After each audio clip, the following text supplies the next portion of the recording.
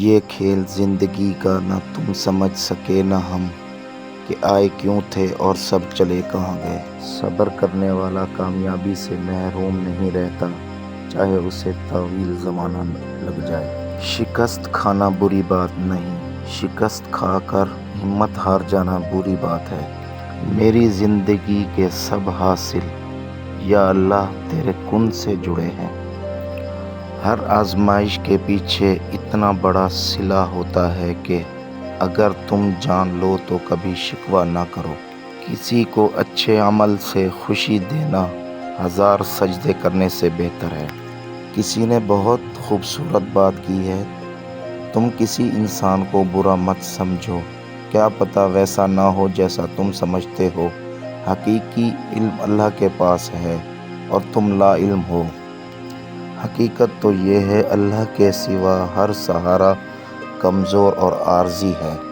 بہت تکلیف دیتے ہیں وہ درد جو بنا قصور کے ملے ہوں۔ جب ایک نماز کے بعد دوسری نماز کا انتظار رہنے لگے تو تم سمجھ لو تم حاضر نہیں ہوتے، تمہیں بلایا جاتا ہے۔ اللہ وہ بھی جانتا ہے جو تم کسی سے کہہ بھی نہیں سکتے۔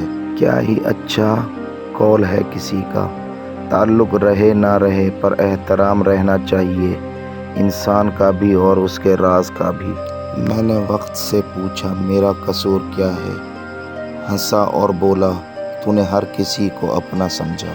دنیا، پوری دنیا کو خفا رہنے دو، اگر ماں باپ راضی ہیں تم بادشاہ ہو۔ ہنستے رہا کریں، ہم نے کون سا یہاں صدیاں گزارنی ہے۔ خوف خدا، صرف خوف خدا ایک ایسا چراغ ہے جس کی روشنی میں نیکی اور بدی صاف نظر آتی ہے۔